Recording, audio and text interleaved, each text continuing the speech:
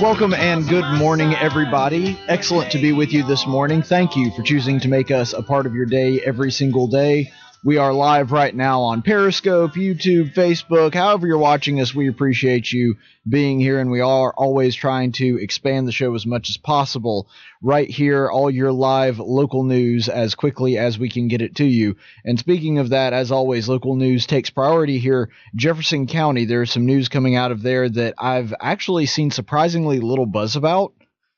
And I'm not sure exactly why that is the case, but I saw an article on it on Yellowhammer, but I haven't seen as much buzz in the local news as I honestly expected. But here we are. And what happened in Jefferson County the other day is that a circuit judge has overturned an Alabama law, which that is not in and of itself all that shocking. What's surprising, though, is that it's gotten so little news coverage considering how big a deal this particular law was when it passed, because this is a relatively new law that is sort of aimed at protecting Confederate monuments. So to give some background, a little bit of context, you remember that in the past couple of years especially, there have been calls to remove Confederate memorials, Confederate paraphernalia, rebel flags, that kind of thing. And there have been people that have gone so far as to deface these monuments, deface public property, that kind of thing, which of course is illegal as always. But there have also been some cities, for example, New Orleans removed several of their Confederate monuments just recently, that have opted to, through their city council, the mayor's office, whatever, decided to remove a lot of these memorials. And the state of Alabama decided that it was going to involve itself and make sure that that did not happen, because they already have the ability to prevent that from happening when it comes to state monuments, but not necessarily city monuments.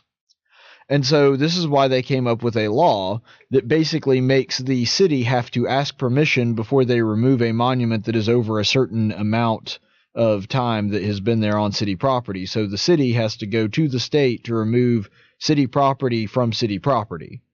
That's the way that the law is understood now. And so this judge has come out with a new ruling to basically nullify that. His name is Judge Michael Garafino, I believe is the way to pronounce his name. And he has just recently ruled that this particular ordinance violated the First Amendment.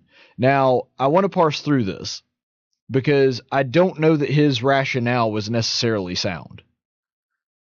And the reason that I say that is, if you're looking through the First Amendment, I don't see any prohibition on a state involving itself in local affairs. There's certainly a prohibition in the federal government involving itself in state and local affairs. But I don't think that the state government actually can even undermine the First Amendment of the Constitution, because they're not the federal government. The Constitution, including the Bill of Rights, is supposed to be a shackle upon the federal government, not the state governments. And so there is this dichotomy here. Well, dichotomy is not the best word to use there. There is this back and forth between state and local governments that is going on, that I don't know that you can say that there's a First Amendment violation going on here because the Fed is not involved. So I don't necessarily agree with the rationale of how he got rid of this law or overturned it. And it is going to be appealed, and so this is not the last that we've heard of this law. But I said when the law came out that this thing was mostly a political grandstand. There were an awful lot of elected officials in Alabama that, because they know that defacing Confederate monuments is very unpopular, and because preserving them is very popular, especially in this particular state with a lot of conservative heritage, that they wanted to pass this law to get in good with the voters. And it was very transparent that this is what was going on for the majority of lawmakers, especially the ones sponsoring it. They knew that they were up for re-election. They knew this was something that they could point back to, and often did, if you'll remember in the campaign, that was one thing that a lot of Republicans pointed to and said, hey, I supported the law that's going to protect Confederate monuments. And I mean, that's something that was beneficial for them politically, because it's a popular stance to take in this state. Now I'm about to take a very unpopular stance, and one that I'm guessing a lot of people probably did not expect out of me. Because you know that I have been as fervent and ardent a defender of preserving history as anybody. I'm a history guy. I love history. I love the monuments. I love seeing different landmarks and things like that. I don't think that these Confederate monuments should be removed. I think, for better or worse, whether you think that the Confederacy has been somewhat misunderstood by history, or whether you think the Confederacy was all about slavery and there was nothing else to it, and because of that it's a stain on humanity and a stain on America, I don't understand, regardless of, and I don't agree necessarily with that last statement, but I'm just saying, whether or not you agree with that, I don't understand why you would want the Confederate monuments taken down. I don't get it. I just do not understand that mentality, because even if that is your position, then let's use it as a teachable moment. I mean, there are, I believe, 3 statues, if I'm not mistaken, of Joseph Stalin that are standing right now in the United States of America. And you guys know I'm about as big a capital C capitalist as there has ever been. I'm a big believer in free markets. I do not like socialism. I do not like the things that Karl Marx stood for. I don't believe in the things that Joseph Stalin stood for. And yet, I don't want those statues taken down. I want them preserved. I want people to be able to look at them and say, wow, this guy was awful, and yet there were people that still thought his ideas were good, because that acts as a warning to not slip into the mistakes of the past. I want to preserve that history as much as possible. And so because of that, I'm not one of these guys that supports taking down to the Confederate monuments or Confederate paraphernalia. I think those things have an important historical value and that they should be preserved. However, as in many issues, there is a difference in arguing what is moral and what should be allowed. Because, for example, I think that it is immoral for you to tell a lie. However, I do not want them dragging every single person that's ever told a lie into court and fining them or throwing them in prison. So there's a difference, and that actually would violate the First Amendment. There's a difference between what you think ought to happen and what you think it should be allowed to happen, is the best way to describe it. And in this particular case, I disagree with this law. And here's why. Even though I think that it is morally incorrect and academically and scholarly incorrect to remove history, to seek to erase it, and that all this thing is drummed up and it's this faux outrage that people have because of, whatever, they feel that somehow a statue that's been there for 100 years is now suddenly oppressing them. It's ridiculous. However, if a city gets together and through a legal process determines that they should remove a statue, city property, that is sitting on city property, then I think they're well within the right to do it. If we're talking about something that is on someone's private property and it just offends somebody, no, absolutely not. That person has the right to keep that there if they want to. And if we're talking about people that just decide, hey, that's on public property, let's go and tear that statue down. No. That's also illegal. But if we're talking about duly elected city officials, that they have been charged with the decisions of that city and elected by the people in that city, then honestly, I don't see how the state of Alabama can say, no, you must have permission from the state in order to do that. I believe in local control. Even when I think that local control makes mistakes, even when that local control does something that I don't agree with, I believe in local control. And this particular case started in Birmingham. I don't live in Birmingham. I go there a lot. I like Birmingham. I have friends in Birmingham. I have family in Birmingham. But you know what? I don't live in Birmingham. And if they want to take down the Confederate statues there, I think it's a dumb idea, but they have a right to do it. It doesn't make any sense to me for the state to say to a particular city that you have to comply with this when it comes to their own property. I don't buy into that.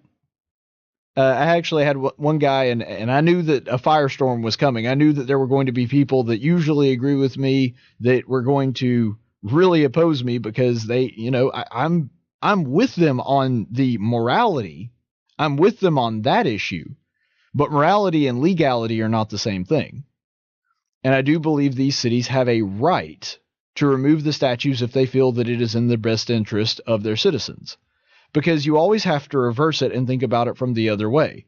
What if the state just decided that they were going to preserve or erect a statue on city property that you didn't agree with? If the state of Alabama, God forbid this would happen, but if the state of Alabama all of a sudden decided, hey, you know what? We really like Hitler. That Hitler guy had some really good ideas, and so we're going to erect a statue to honor Hitler and some Nazi flags. And they said, by the way, city, you have to do this because the state has deemed it so. So even though it's your city park and you're going to have to pay for it, then you know what? We're going to decide that you should have a Hitler statue and a Nazi flag. And I realize I'm giving a ridiculous example, and that's the point. I'm giving a ridiculous example specifically because you have to think about it at its most extreme. Take that idea for a drive and see where it would lead to. Because if we're going to determine that cities essentially don't have rights over their own property in the state, if they want to, can pass a law and just say, city, you will do our bidding, then there's no point in having cities. There's no point in having mayors. There's no point in having city councils. These decisions should just be made at the state level and then handed down from on high in Montgomery by state bureaucrats.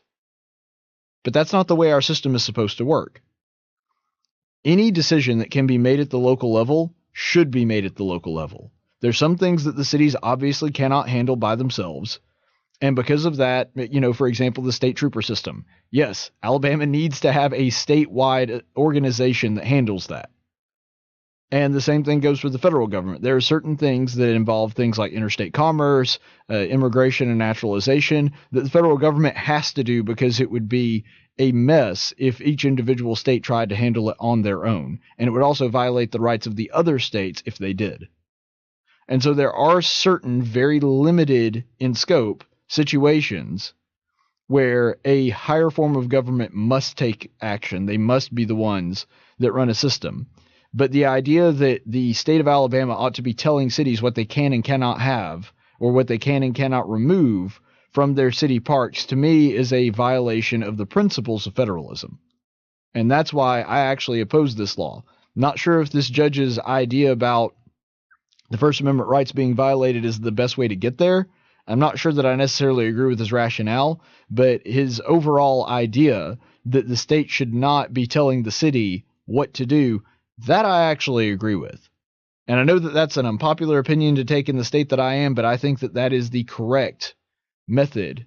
That is the correct line of thinking to go along with this. So that being said, there's actually some other local news, and it's going to sound like national news to start out, but believe me, there is a tie in the state of Alabama, and that's the reason I want to highlight this story. So there is a new study that shows that masculinity itself is harmful. And no, you're not hearing me incorrectly, and I didn't forget a qualifier there. Not toxic masculinity, not masculinity gone awry. They're saying that masculinity itself, traditional masculinity, is in and of itself harmful.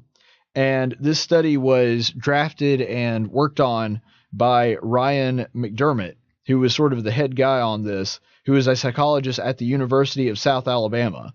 And he helped draft these guidelines that were put out by the American Psychological Association.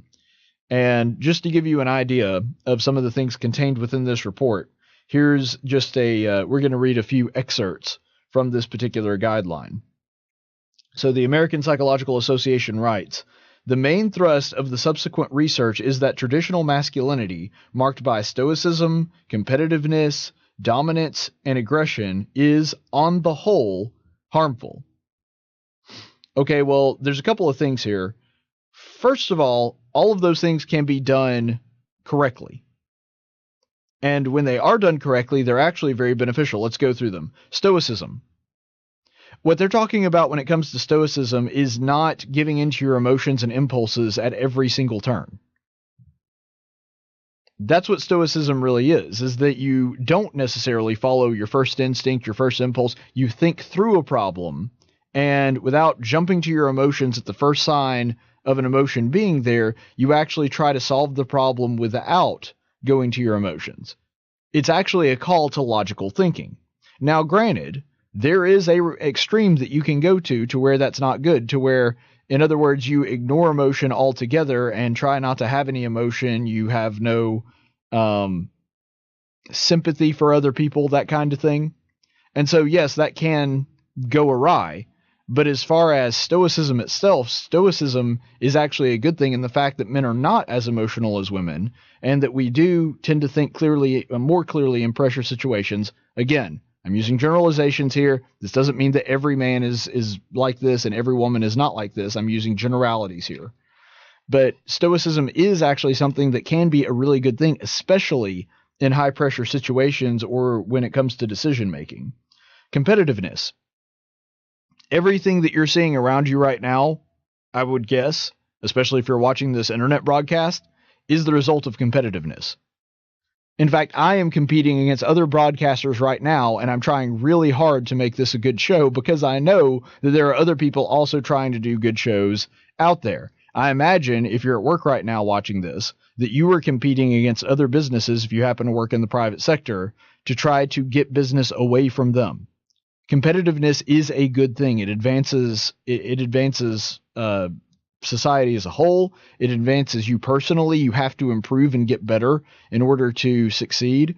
Some of the competitions that I was in high school, for example, debate, speech, those things, being competitive, wanting to win, trying to better myself so that I could win and beat out those that were also trying really hard to beat me, is what gave me the skills and the knowledge and the ability to do what I'm doing today and to make a career out of it. So yes, competitiveness is a really good thing. This is not something that is harmful to humanity as a whole. In fact, competitiveness and wanting to be better is what has led to the Industrial Revolution. Our way of life is built on the idea of competitiveness.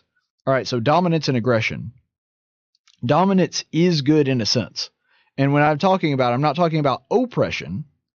I'm talking about having a dominant type A kind of personality that allows you to lead people, that gives you the ability to drive people into a particular direction. I'm not talking about doing anything nefarious or abusing people. I'm talking about using your influence in a way to bring positivity to others, which is what a leader does.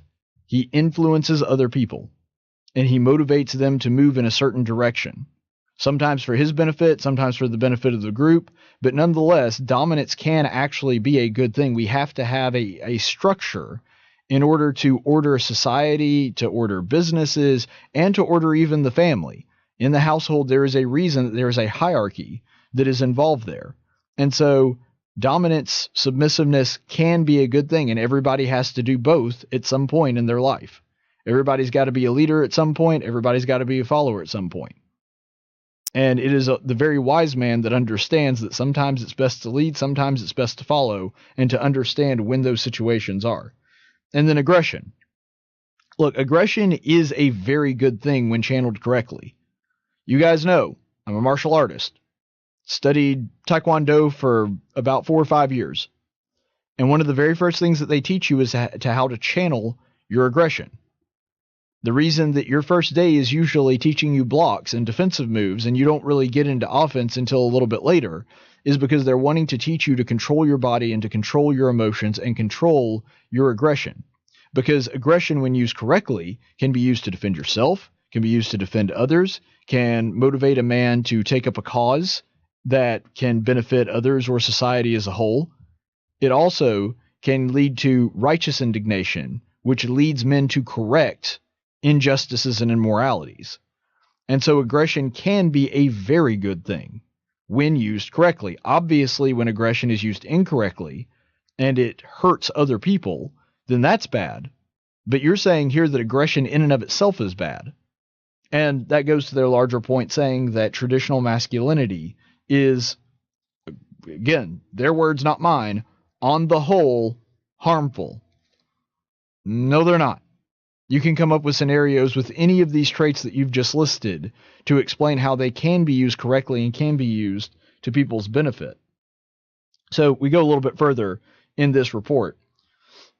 The more men conformed to masculine norms, the more likely they were to consider as normal risky behaviors such as heavy drinking, using tobacco, avoiding vegetables, and to engage in these risky behaviors themselves. Okay, here's the thing. First of all, it's never good to abuse your body. Never. In fact, the scripture teaches us that our body is a temple. It's a gift from God. Just like any of our other blessings, we are to be stewards of this blessing, and that means that we are to use it correctly and in a way that is fitting with our Father's design. So when we're talking about health risk, tobacco use, heavy drinking, that kind of thing, that's bad, and we understand that. But again, that's not something that is limited to masculinity. There are plenty of women that have issues with these same vices. And so there's not anything that is inherently masculine about them. Now, avoiding the vegetables thing, again, things need to be done in balance. But the reason that the male body craves meat more than the female body is because we use our body for different things. Women tend to need more energy, and they need to, for childbearing or whatever else, their bodies are designed in such a way that they can intake vegetables, and their body craves vegetables and other plant-based foods more than we do. It's just the way their brain is wired. It's the way their biology works. Men, on the other hand, tend to crave meat, not because society has taught us to, but because our bodies need more fat and protein. Because we're supposed to be hunter-gatherers and defenders. And when you're doing that, you need more muscle mass, and you need more alertness and everything else. And because of that, that's why our bodies crave more meat. Now, it's not good to eat only meat or only vegetables, and that's the same could be said for women as well.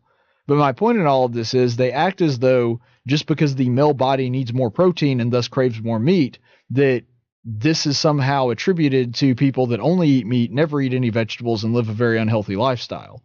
That is not the case. Furthermore, let's not pretend that poor health decisions are specifically a male problem. There's plenty of women that smoke, drink, engage in all kinds of other unhealthy activities.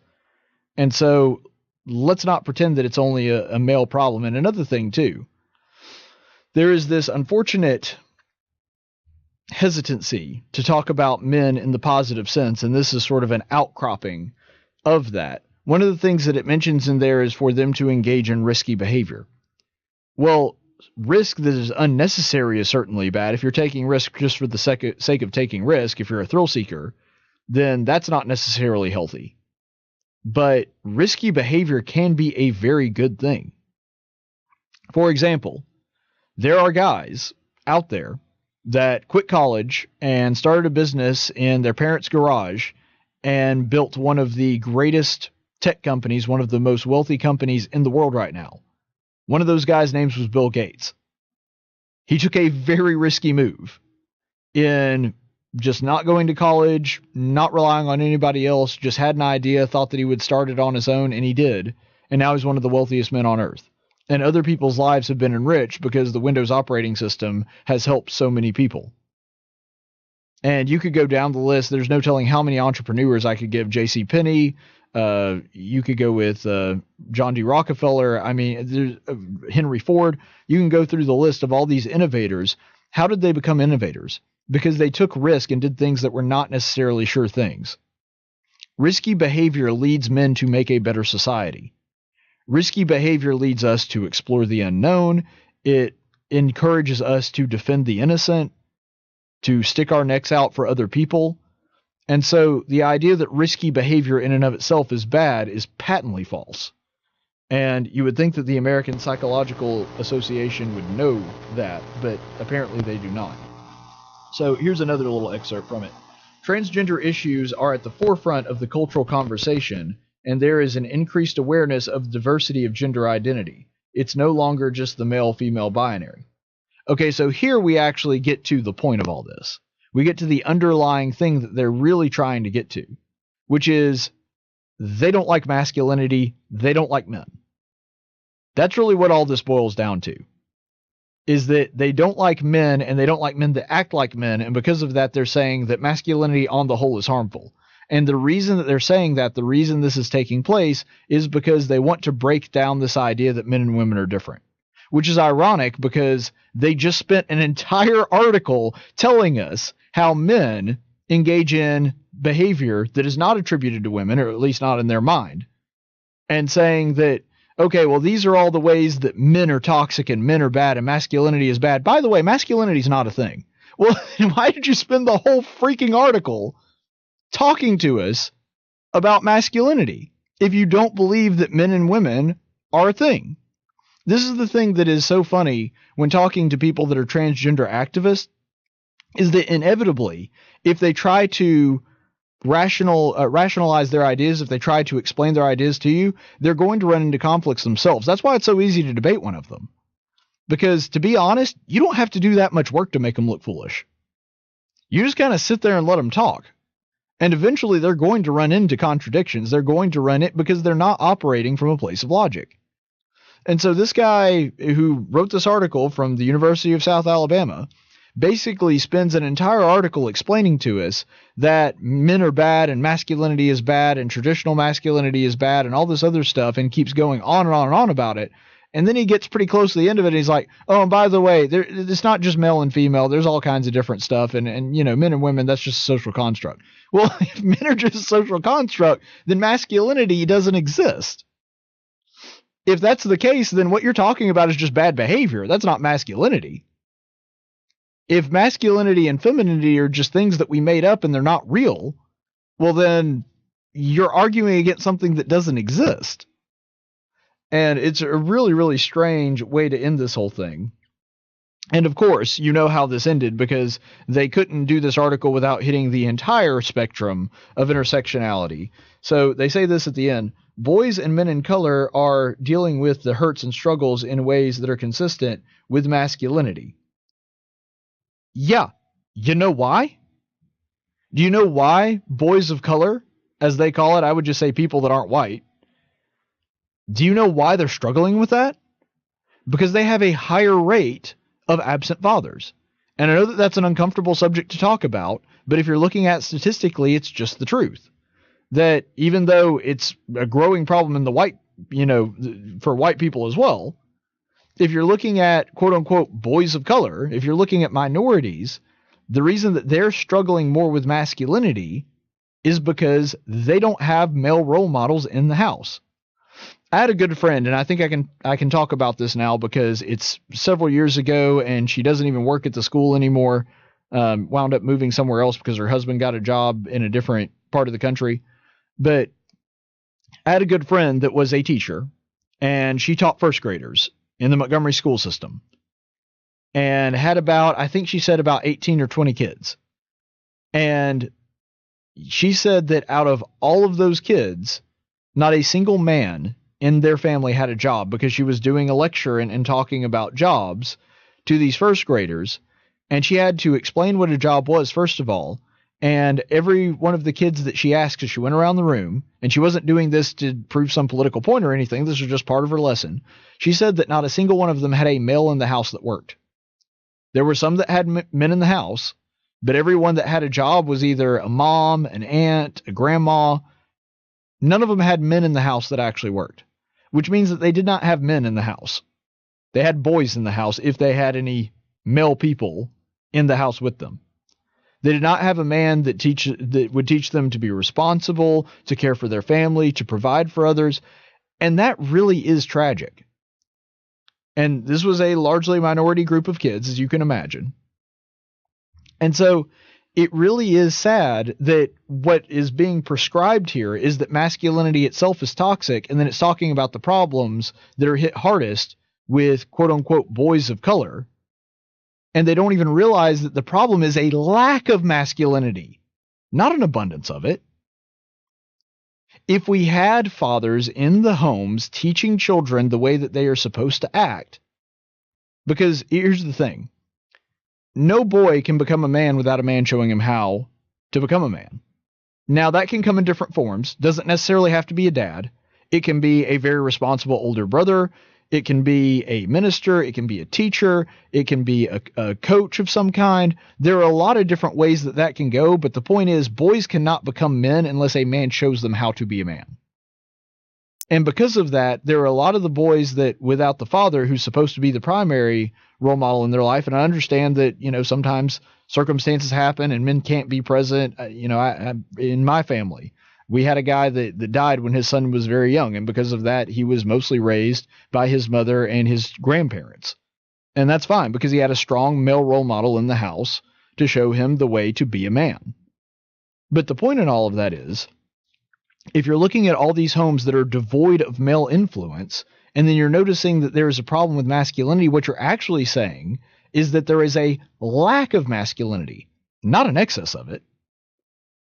In fact, if this traditional masculinity that this report is saying is on the whole harmful, according to them, actually, if you're looking at the data that they admit in their own paper here, that one of the problems is that there are minority boys that are struggling with these issues. Yeah, because a lot of them, a higher percentage of them than their white counterparts, don't have male role models in their life to show them how to be masculine.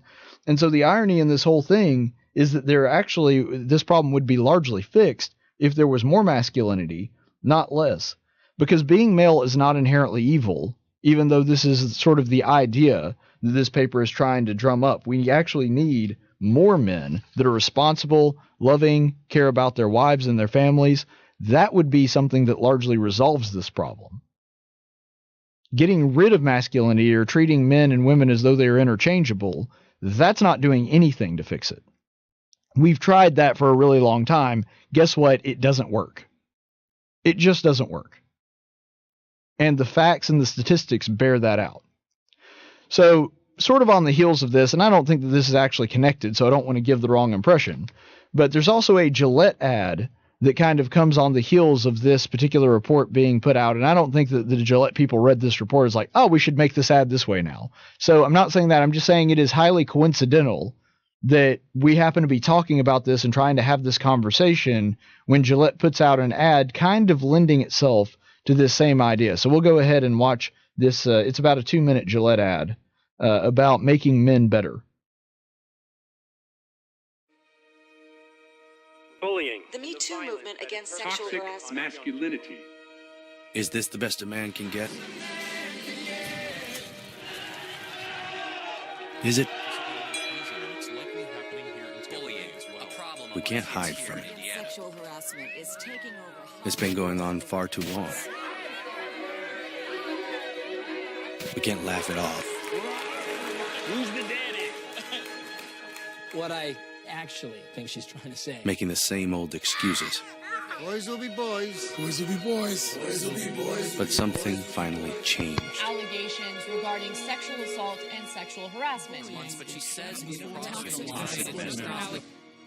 And there will be no going back.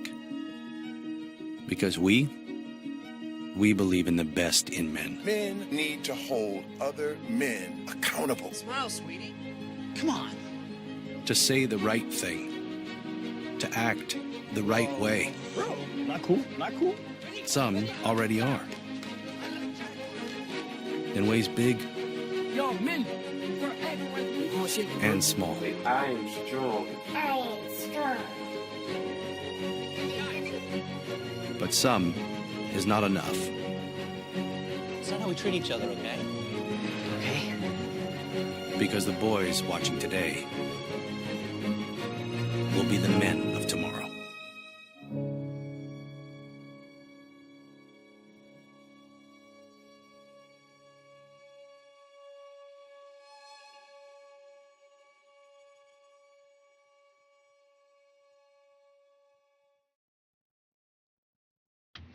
All right, so that's the general idea, and I do want to say this. I want to start out positive because I think sometimes because we are outraged at a story or angry at it, that we can tend to make the mistake of throwing out the baby with the bathwater. There is some good contained within this ad, and I'm going to go ahead and point to that first. We'll get to some criticisms here in a second.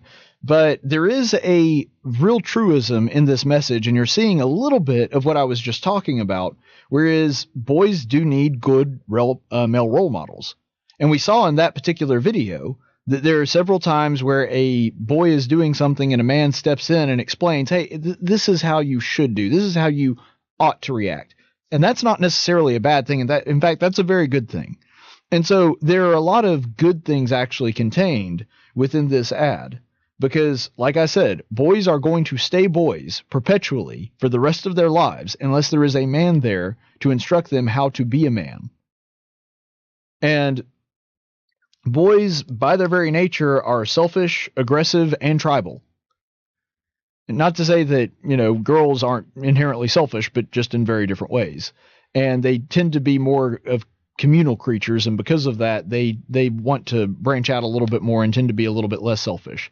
So boys, in their natural, unaltered state, we happen to be very aggressive and tribal. And again, aggression can be a good thing when used correctly. But if you don't know what to do with that aggression, if you don't understand how to use that aggression correctly and aim it in the right place, it can wind up hurting a lot of innocent people. And we've seen that play out throughout the years, that unbridled aggression that is not channeled and focused into a particular way, is going to wind up getting people hurt, including yourself. But aggression, does lend itself more to the male part of the species than it does the female. And tribalism, if you've ever read Lord of the Flies, it kind of emphasizes this. Boys, because we think tribally, and we think about, we think about things in such a way of survival, we tend to band together into groups. And this is part of the reasons that you have gang violence, that we band ourselves together in brotherhoods or tribes. And unfortunately, the loyalty to that particular group or tribe, if not based in the ideas of morality and truth, can lead us to wind up doing some really stupid things in the name of loyalty. It's not loyalty to your buddy to not talk about the things that he's doing wrong in order to not criticize him, or to engage in criminal activity and that kind of thing that hurts others, because it's loyalty to your tribe. And so that's where this can go awry. So there is some truth in this particular video that boys do have gender-specific problems that have to be addressed. By the way, though, let's not forget that there are also some female-specific problems that do come up. For example, women tend to be, when it comes to bullying and selfishness, they tend to isolate people socially. They tend to go after them. They tend to gossip more. And it's because they tend to be more social creatures than boys are. And so there are gender-specific issues that do arise when it comes to raising boys. But let's not pretend that boys are the only ones that have those issues. I mean, that women have separate issues, but the point is there are gender-specific problems and sins that are lent more easily to by females than males. And so there's sort of these special conditions that do take place within particular members of a gender. And again, I'm using generalizations. I want to make that clear. I'm not talking about all women. Not all women gossip. Not all men are tribal. And so I understand that. But generally speaking, these are the problems that afflict men or women more commonly. And I do think that the underlying theme of the ad, which is that men should try to be better and try to improve themselves, that is a good thing. Because men should constantly be trying to be better, try to be more compassionate, more protective, whatever else it is, more ambitious, be able to provide more for their family, whatever it is. Men should be in a constant mode of self-improvement. That is also true of women, by the way. But I do think that the idea that men ought to be trying to be better every day, that is a good thing. So let's get into some of the negative. There are quite a few implications that some of these bad behaviors were male-specific. But here's the thing. Men can be the victims of sexual abuse as well. It's not as common, but men can be sexually abused by women or by other men. And so acting as though this is only something that it's men against women is not really being intellectually honest. And when it comes to the sexualization of women, again, especially as a Christian, this is something that I do see as a very serious problem. Because we have guys that will see a good-looking woman pass by, and they think that that basically gives them a license to say or do any stupid thing that pops into their head. This is not correct. And so, because of that, I do have a real problem with that, and men do tend to sexualize women. But let's not also pretend that women do not sexualize men. I remember when I was covering a story back in the Olympics, when we were talking about that there's one country that's famous for having their torch runner run around, even in the Winter Olympics, shirtless. And he's a good-looking guy, got abs, got, all the muscles. And there were actually female reporters going up to this guy and touching him and rubbing his muscles. Can you imagine? Seriously, think about this.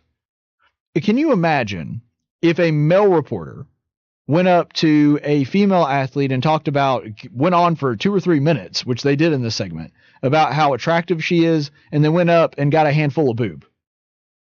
I mean, you would have seen people melt down in the streets. And by the way, they should. That is a terrible thing to do. But why is it okay when it's done with male? And let's not even use let's not even use that particular part, because that is a private part.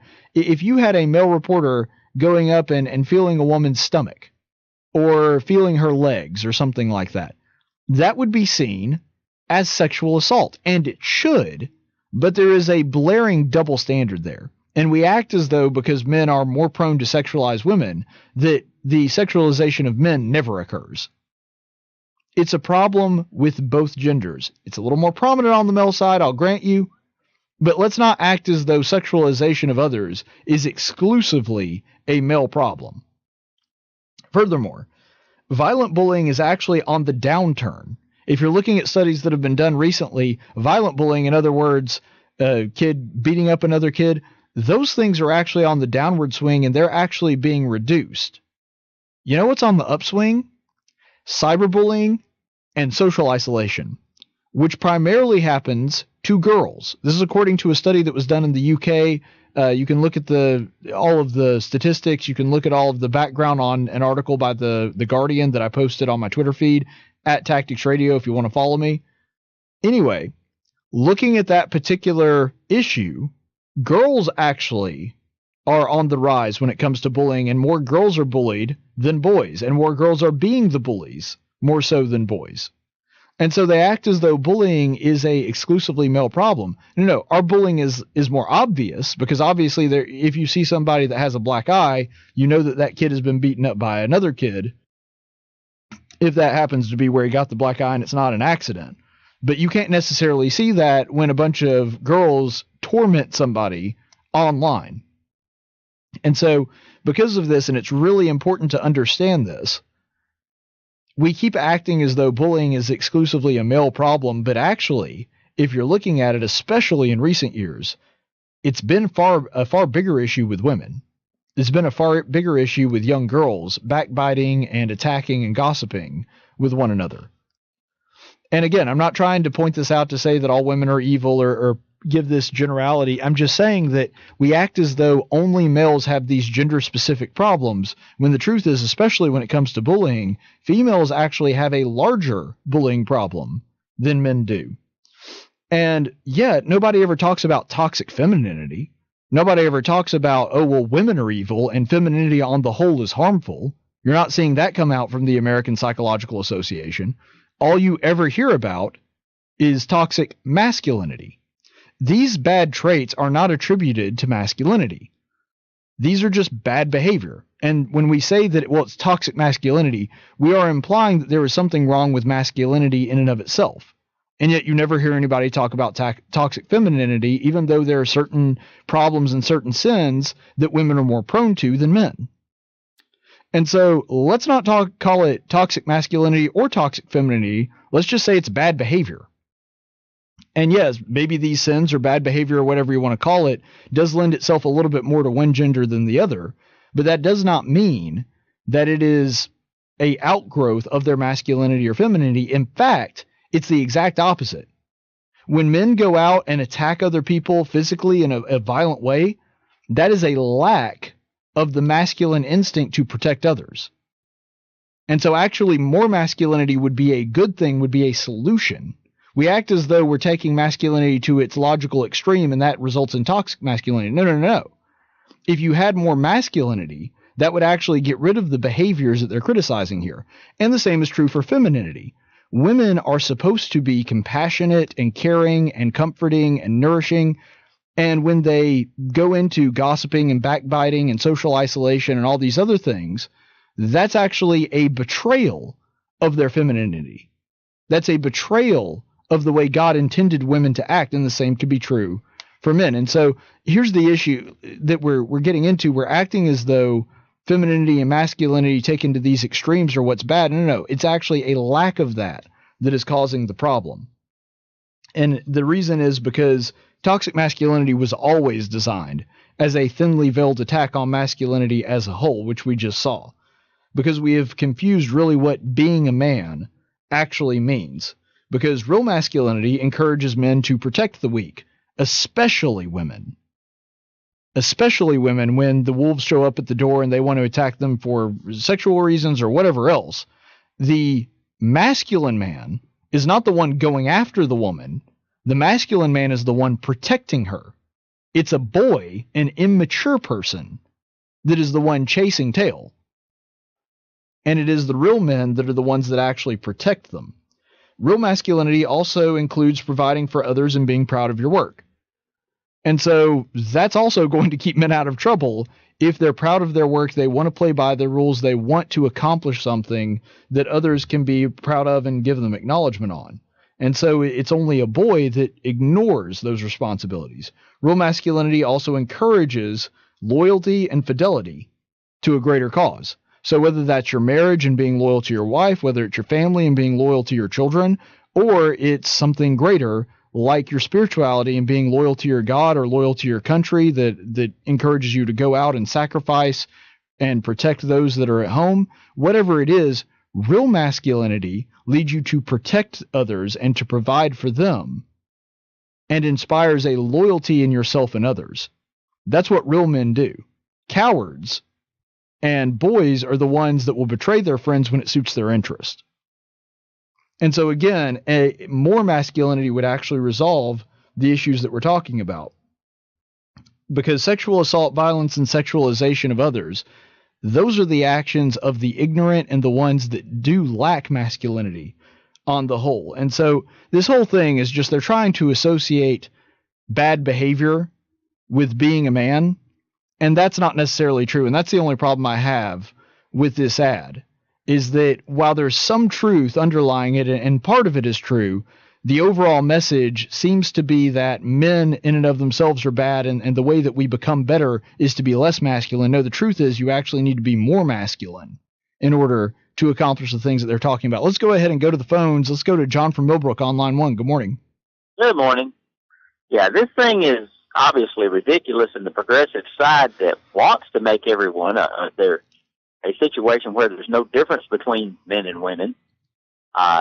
Then they try to point out things and segregate them into different groups when it suits their interest to do that. So there's always going to be contradiction when you fail to have any real integrity or principles that govern you.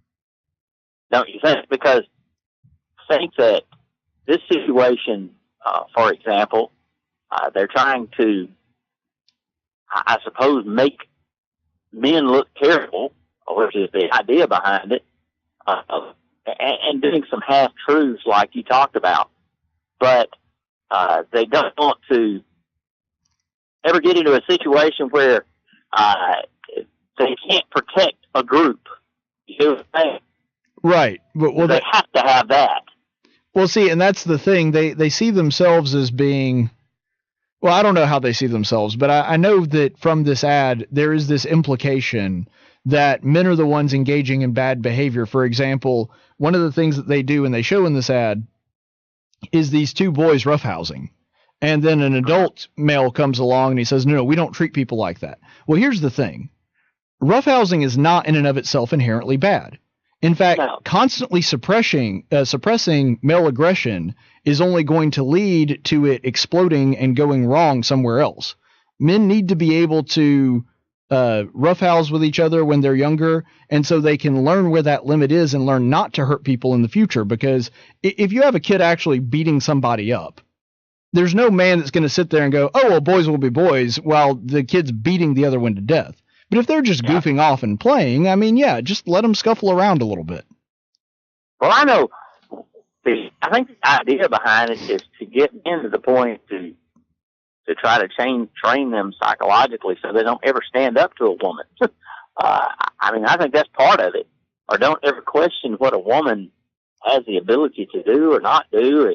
that kind of thing. Well, and that's the thing. In that very next part of that ad that we were talking about, there's a guy in the boardroom that says, what she really means is, and this woman just giving this sort of disappointed look on her face.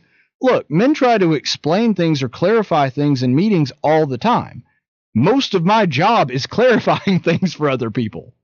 I mean, that's what I do on this show. Just because the person happened to be a woman, it doesn't mean that I'm doing so because I think that they're a woman and they're just not smart enough to explain it. It's because I'm trying to get other people to understand. If anything, that is something that is beneficial to whoever it is that is being explained if the explanation helps them understand what you were originally saying. I mean, I do it with callers all the time. Yeah, well, I've done it in my job too, and communication is it's certainly a challenge in it, as you well know, but it's always like that. Sure. The message that you're conveying is important, but and sometimes you know this from personal experience too. There are times where I'm trying to convey a message and I can't find the right word or I can't get it across to somebody, and somebody steps in and helps explain it to someone in a way that they get it, that I couldn't explain it. Yeah. And so that happens, and when that happens, I'm actually very grateful that they did that. I don't see it as condescending, and I don't see it as them doing it because I was a man. I mean, it just happened to be that I couldn't explain it in a way that the person I was trying to explain it to got it. I do think going down that road is dangerous for the company to try to take that particular direction because, males are their audience, or not their audience, but their customers. Right. That's what you're talking about. So if they're your customers, you don't degrade your customers. No, you don't. And that's the thing. It's going to be interesting to see if this winds up helping Gillette or hurting them. But I'm somebody that's used Gillette products before. Me too. But, it bothers me that there is this sort of sense as though men are really bad and need to be corrected, and there's something wrong with acting masculine. Again, I think there's some good parts of this ad. I don't want to throw the baby out with the bathwater, but the overall implication that there is this real societal problem with men and we have to do something to fix it, I just don't see the evidence for that. If anything, the problem with men that's going on right now is that there's not enough masculinity out there. Yeah. Well, anyway, I'll let you get back to it. But, all right. Thank you much. Good subject. Yeah, you have a good one. I wanted to bring this up because I just thought it was far too amusing. So we're going to go ahead and go straight to our daily dose of stupid. No, you messed it up. You're stupid. Today's daily dose of stupid, I got to say, usually what I do is I give a lot of commentary on an article or a statement and talk about how stupid it is. I'm going to be honest with you. I don't think I have to talk a whole lot about this one. I'm just going to let the clip speak for itself. So here we go. This is an interview on SiriusXM by David Webb, and he's talking to a lady named Areva Martin, who happens to be a political commentator on CNN. So he invites her onto a show. He gets into a discussion with her, and I think you'll enjoy what ensues. Take a look.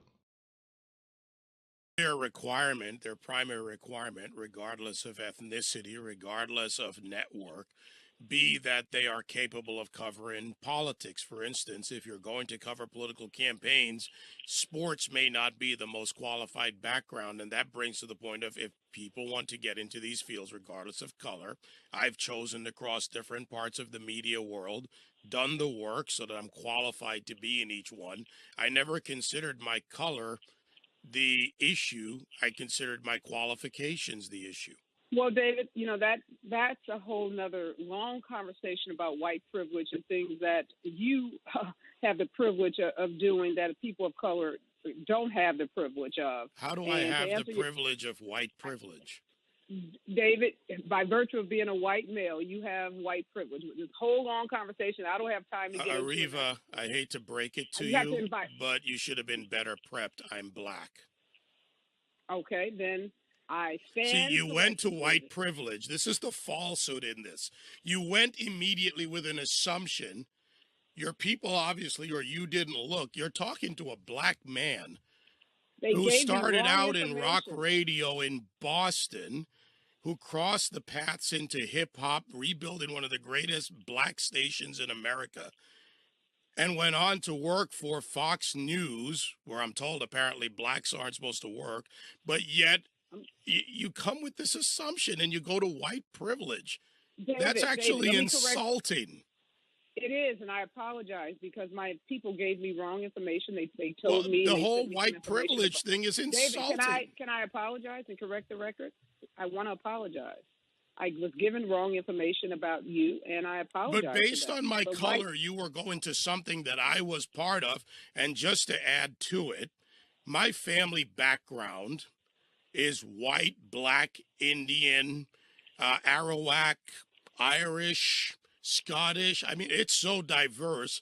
I'm like the UN when it comes to this. And this is part of the problem with driving a narrative around a construct like white privilege. Privilege is one thing where applied wealth, economy, various social factors, but not necessarily determined by color of skin. All right, so as you can see, just a massive foot in your mouth moment for Areva Martin on CNN, and just hysterical. She didn't know that David Webb happened to be a black guy. She just assumed, because of his stance on the issue, that he was white. And she just made that assumption, went with it, just based on essentially nothing other than the fact that she happened to disagree with him. And so that is what is really so astounding about this, is that when you're looking at it, for most liberals, they just do not understand how to argue if they can't use an ad hominem attack. They don't know how to do it because they've never had to do it before. Most liberals understand that once they don't have a handle on the issue, or it's very clear that they're losing the argument, they jump straight to race, sex, something. All they know how to do is to attack the person making the argument, not the argument itself. They go to the ad hominem argument because it's the only thing they know how to do. And race is one of the only quivers, or only arrows in their quiver. And so because of that, what they do is they try to use that as a distraction to defer the argument onto other grounds.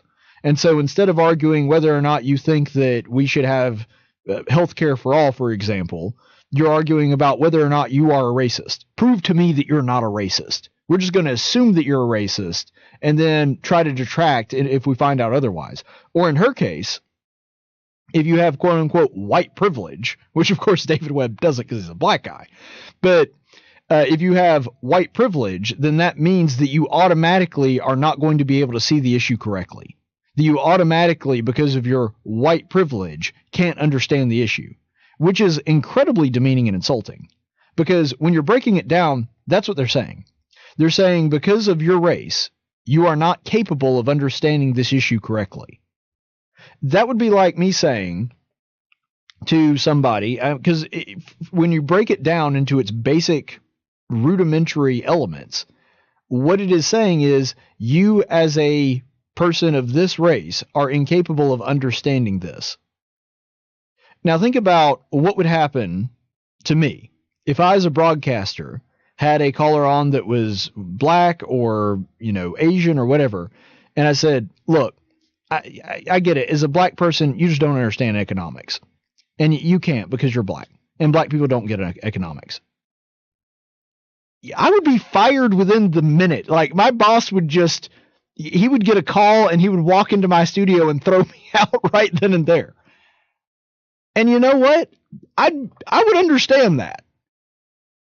But for some reason, when it comes to this white privilege moniker that we've been able to throw onto people, when you disagree with somebody and they happen to be white, black people and people of other races too feel like they can just throw that out there, and basically that's an excuse for them to say, look, the reason that you're not agreeing with me is not because you're an irrational person, it's just because you're white and you can't understand. Anytime you're in any discussion with anybody, regardless of what the explanation is or the rationale is, if they come from a position of you can't understand, they're not interested in having a conversation with you. They're interested in telling you how you're wrong. Because if they really believe that you can't understand, then there's no reason to have a conversation with you. If they really believe that you are incapable of understanding their point, then why are they talking to you in the first place? The only logical explanation for that, if they don't believe that you can understand the issue correctly, is that they want to talk down to you and make themselves feel better. Because if you can't explain it to somebody, there is no reason for you to convey that information other than puffing yourself up and trying to make them look bad. That's the only explanation left. And that's part of the reason that this white privilege thing is so stupid. Look, there are certain people that have a lot of advantages in life. I wouldn't necessarily call it privilege, because if you understand the origin of the word privilege, that means special laws. So if the law specifies that certain people get this advantage and this one doesn't, then okay, you have a point. But to my knowledge, in America, there are no such laws. Unless you're talking about affirmative action, which actually benefits the minorities at the expense of the majority. But nonetheless, we won't even get off into that. If you're talking about just privilege, there are certain people that are born more wealthy than others. But, I mean, if you're looking at it proportionally, there is a higher level of poverty amongst some minorities, but the most prosperous demographic in America is not white people. It's Asians. And so are we going to start calling out Asian privilege now? Which, again, I don't think is a thing. But what you're talking about is just having means and having a good family life. Which, by the way, I would think it would be insulting as a minority person for someone to just assume that my family life or my means financially were less than adequate just based on the color of my skin. It is another form of racism. And that's really the problem with the whole white privilege moniker. So she really came to it, even though she shouldn't have brought it up, even if he had been white, even if David Webb happened to be a white guy. The white privilege thing is not an argument, and it doesn't make any sense. They throw it out there because it differs from the fact that they can't actually make a solid logical argument without resorting to ad hominem attacks. It's just not possible for them to do. So here's really where all this boils down to. Thinking that all white people, or all people of any race, are incapable of understanding a concept or understanding an argument merely because of the color of their skin is, by definition, racist and ought to be decried by everybody. Now, this is a funny scenario of where it happened to where she assumed that that was the reason that he didn't agree with her. And, of course, that argument fell on its face the second she found out he actually is black. But that's really the whole point, isn't it? That when we disagree with someone, we can't just assume that the reason because of that is because of something as stupid as the level of melanin in a person's skin.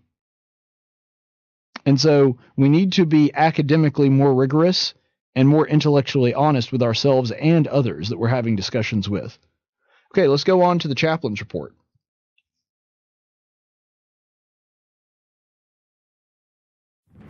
In 1775, the Continental Congress created the Chaplain Corps. Under the command of General George Washington, each soldier was required to attend worship service every Sunday. While other armies advanced on their feet, Washington's troops advanced on their knees. It's time for the Chaplain's Report with Caleb Colquitt on tactics. All right, this morning the chaplain's report comes from the book of Daniel, Daniel chapter 3, 8 through 12. And we'll go ahead and read into that. But first, I do want to, for those of you who may have forgotten where we were in the book, because we have been going through this series. So what happened is the King Nebuchadnezzar has had his dream interpreted by Daniel, and because of that, he set up Daniel and his three friends, Shadrach, Meshach, and Abednego. He has set them up as governors, essentially over his governors. These are people that are now highly favored in his sight. They have a very prestigious job. And because of that, the king has favored them. And it's causing some problems within the community there. And we're going to see that evidenced out in the scripture that we're reading. So the king has also, since then, some time has passed. We don't know where Daniel is in this particular chapter. He's not really mentioned. But all of the other governors and magicians and people that are of authority in this kingdom, the king has sent out a decree, and he has made this large golden image. And he says, okay, when the music starts playing, everybody needs to go down and fall on their face and worship this golden image that I've made. As you can see, that's a pretty clear violation of the law of Moses. Violates one of the 10 Commandments.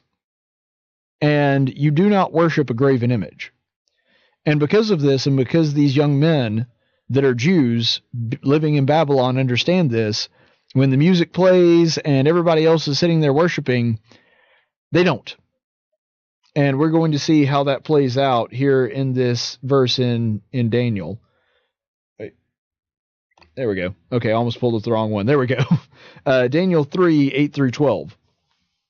For this reason, at the time, certain Chaldeans came forward and brought charges against the Jews.